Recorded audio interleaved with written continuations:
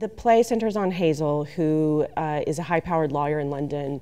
She gave up her lawyering when she becomes pregnant with her second child. And so there's this question that Hazel has, which is, who am I now without this enormous career that I made?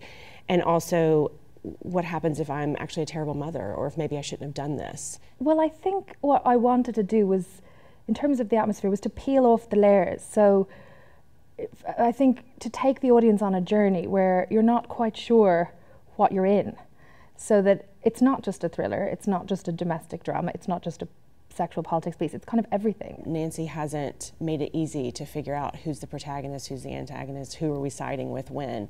And I love that, because I feel like that's the truth of life. It's much more complicated than picking a hero and sticking with that person. But we never really know whether we're doing the right thing in life, and particularly with parenthood. It's such a complex, and it's a very pressurized and potent subject. The similarities to the character I find are being a mother and working. It's really hard, and I feel guilty all the time, because either I feel like I'm not doing my job as well as I could be, or I'm not parenting my kids as well as I could be.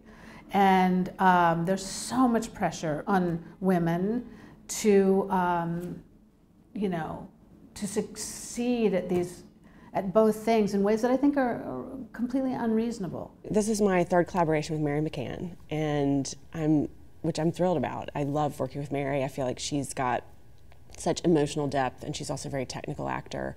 And so those two things combined, she's a fantastic person to hinge a play on.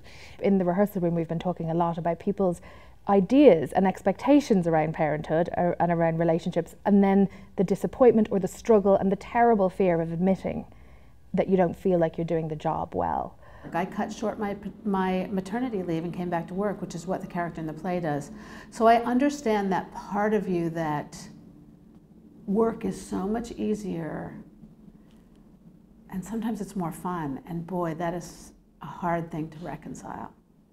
It's a lot to feel guilty about, but I know I'm not alone in that experience. There is a taboo, which is that you can't ever say, I wish I'd never had my children.